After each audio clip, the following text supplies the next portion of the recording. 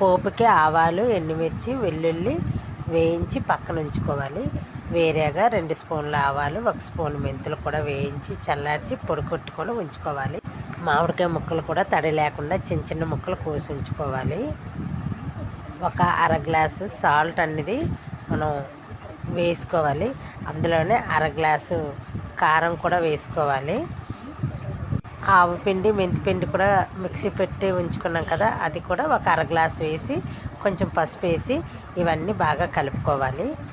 అందులోనే మామిడికాయ ముక్కలు కూడా వేసి మామిడికాయ ముక్కలకి ఈ కారం, ఉప్పు అన్నీ కలిసేటట్టు కలుపుకోవాలి. అందులోనే చల్లార్చిన పోపు అనేది కలుపుకొని ఉంచుకోవాలన్నమాట. ఇది 3 రోజులు ఊరితే చాలా బాగుంటుంది పచ్చడి అనేది. మీకు కావాలంటే అందులోని బెల్లం కూడా వేసుకోవచ్చు. బెల్లం వేసుకుంటే తీయగా ఉంటుంది, కొంచెం